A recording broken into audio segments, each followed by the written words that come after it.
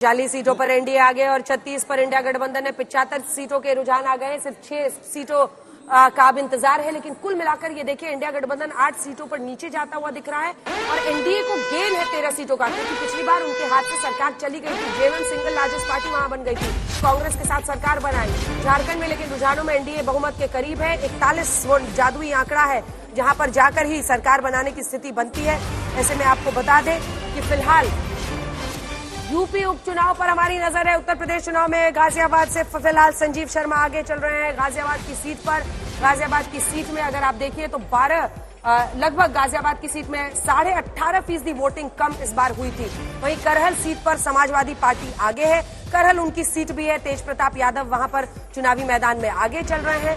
वहीं आप देखिए खैर की सीट, ये दिलचस्प है क्योंकि खैर की सीट भी समाजवादी पार्टी की तरफ थी। वहां चारू कैन पीछे चल रही हैं, जो कि जाटा समुदाय से आती है, और सुरेंद्र दिलेर जो कि वाल्मीकि शेड्यूल कास्ट से ही आते हैं, वो सुरेंद्र दिलेर फिलहाल खैर की सीट पर आगे चल रहे हैं। सीसामऊ सीट से लेकिन समाजवादी पार्टी आगे है और सीसामऊ सीट पर नसीम सोलंकी फिलहाल बढ़त हासिल करती हुई दिख रही है। सुरेश अवस्थी फिलहाल पीछे दिख रहे हैं। तो कुल मिलाकर उपचुनाव में भी एक बहुत बड़ा सबका नजर इस बात पर रहेगा कि स्कोर कार्ड कैसा दिखता है वहां पर।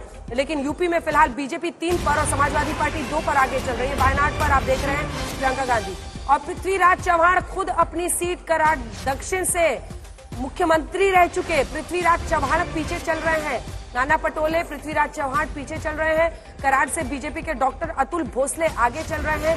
ये देखिए, हम लोग शुरू में बात कर रहे थे कि जो दिग्गज है वो अपनी अपनी सीट पर अपनी बढ़त बरकरार रख रहे हैं, लेकिन ऐसा लग रहा है कुछ फिसल सकते हैं। हालांकि बहुत शुरुआती रुझान है। देखिए ना, अभी वोट्स कितना है, 8,000, 9,000, 7,000, 6,000, इसलिए थोड़ा सा इंतजार करना होगा। कराड़ से कांग्रेस के पृथ्वीराज चौहान को 6,971 वोट है, तो वही कराड़ दक्षिण से कांग्रेस के पृथ्वीराज चौहान इस वजह से पीछे चल रहे हैं।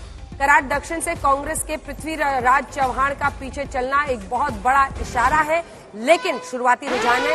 आइए, डॉक्टर अतुल भोसले आगे चल रहे हैं, इस पर एक जल्दी से रिएक्शन ले लेते हैं जफर इस्लाम साहब। जफर साहब, 2 लाइन। झारखंड में शुरुआती रुझानों के मुताबिक 40 के आंकड़े को एनडीए ने छू लिया है। 35 सीटों पर इंडिया गठबंधन है, 1 सीट पीछे है।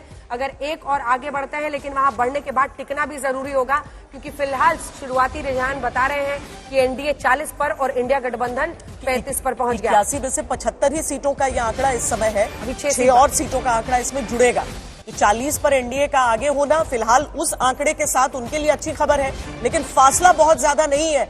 और जफर इस्लाम जी, दोनों जगह पर देखिए, वहां भी महाराष्ट्र में भी रुझानों में एमवीए 100 सीटों पर आगे हो गई है इस समय, 136 पर महायुति। तो टक्कर जो है वो कांटे का ही है दोनों जगह पर।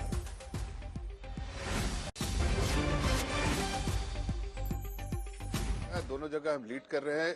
झारखंड में आपकी स्क्रीन पे 5 सीट पे लीड कर रहे हैं, यहाँ पर हम करीब करीब 34 सीट पे लीड कर रहे हैं। ये ट्रेंड सेट हो गया, लीड करते जा रहे हैं। जैसे जैसे बढ़ेगा दिन, हम और लीड बढ़ता जाएगा। कंफर्टेबल विक्ट्री के लैंडस्लाइड विक्ट्री दोनों जगह होगी, ऐसा अभी अनुमान है। लेकिन एक बात कहना चाहता हूँ, जितने भी बड़े फेस आपके कांग्रेस की बात करें, चाहे वो नाना पटेल हो, चाहे पृथ्वीराज चौहान हो, चाहे और भी कोई बड़े चेहरे हो, सबको पराजय का सामना करना पड़ेगा। इसलिए कि जनता ने बिल्कुल इस बात को मान लिया है कि उत्तर प्रदेश के एक और सीट का वहां पर रुझान आ गया है, जिसमें मझवा से सुचिस्मिता मौर्य 2100 वोटों से आगे चल रही हैं।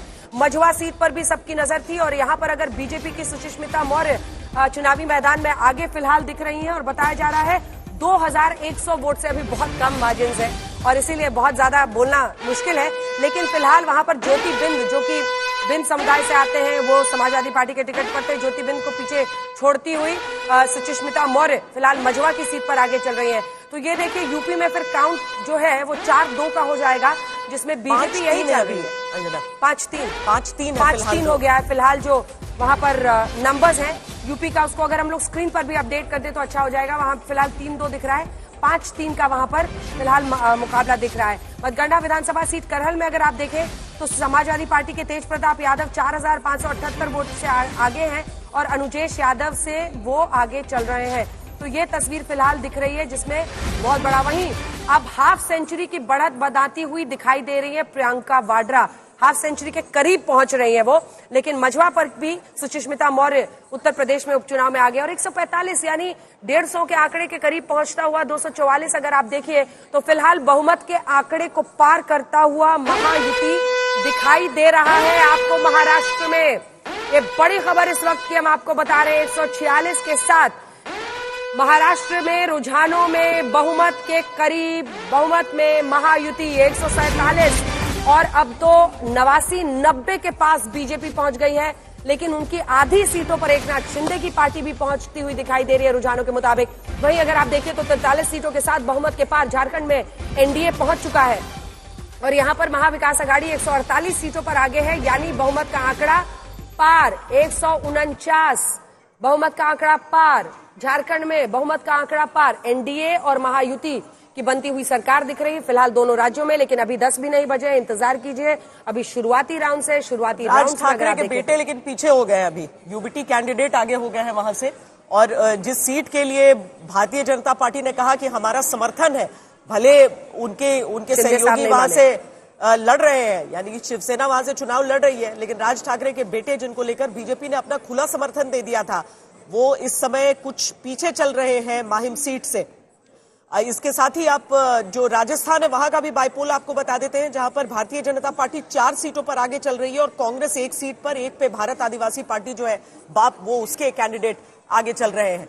तो माहिम की सीट पर फिलहाल अमित ठाकरे पीछे हो गए हैं, क्योंकि उनके सामने सदानंद सरवरकर जो है वो शिंदे गुट के टिकट पर चुनावी मैदान में थे। महेश सावंत भी उद्धव ठाकरे गुट से हैं। तो अब ऐसे में इतने सारे वहां पर आप देख रहे हैं सावंत, ठाकरे, सरवनकर, और ये पूरी लड़ाई जो महाराष्ट्र की है वो राज ठाकरे के बेटे तक कितना जनता का भरोसा पहुंचता है, वो बहुत बड़ा चैलेंज होता है। क्योंकि खुद राज ठाकरे इस वक्त अभी भी स्ट्रगल कर रहे हैं, संघर्ष कर रहे हैं वहां की पॉलिटिक्स में अपनी एक मजबूत नींव बचाने के लिए। लेकिन 90 सीटों पर बीजेपी आगे है और शुरुआती रुझानों के मुताबिक बन रही है यहां पर फिलहाल सरकार। ये हम आपको अमित ठाकरे की माहिम की तस्वीर दिखा रहे हैं, लेकिन 150 पर महायुति का पहुंचना, यानी एक क्लियर मैंडेट अभी के रुझानों के मुताबिक। 251 सीटों के रुझान आने के बाद यहां पर फिलहाल महायुति की बनती हुई दिख रही है सरकार, जिसमें सिंगल लार्जेस्ट पार्टी बीजेपी बनती हुई दिख रही है। तो दूसरी तरफ शरद पवार फिर से बाजी मार ले गए हैं महाआघाड़ी में और वो 36 सीटों पर उनकी पार्टी के उम्मीदवार आगे चल रहे हैं। वहीं बाकी जो पार्टियां हैं वो फिलहाल सेकेंड और थर्ड पोजीशन की लड़ाई है, जिसमें टाई हो गया है। 29 पर उद्धव की पार्टी और ये 30 पर अब कांग्रेस, तो कांग्रेस ने बाजी मार ली है। तो अपने अपने गठबंधन में कौन 1, 2, 3 पर रहता है, इस पर भी सबकी नजर रहेगी। लेकिन फिलहाल 90 सीटों के साथ सिंगल लार्जेस्ट पार्टी। और मुझे लगता है कि आशुतोष जी, आपने सबसे पहले दिन आपके मुंह से निकल गया था कि सिंगल लार्जेस्ट पार्टी, मुझे लगता है बीजेपी, सही कह रही है, मुझे सही याद है, सिंगल लार्जेस्ट पार्टी आपने कहा था कि बीजेपी बनती हुई दिख सकती है। ये बीजेपी इसमें भी बनती हुई देख सकती है क्योंकि 152 सीटों पर चुनाव लड़ रही, सबसे ज्यादा सीटों पर चुनाव लड़ रही है और उसका स्टेक बहुत हाई है। और बाकी की जो नंबर 2 पे पार्टी है वो कांग्रेस पार्टी 102 पे लड़ रही है, फर्क बहुत ज्यादा है। अगर 50% का भी होगा तो भी वो सबसे सिंगल लार्जेस्ट पार्टी होगी। 2014 में भी सिंगल लार्जेस्ट पार्टी थी, 2019 में भी सिंगल लार्जेस्ट पार्टी थी।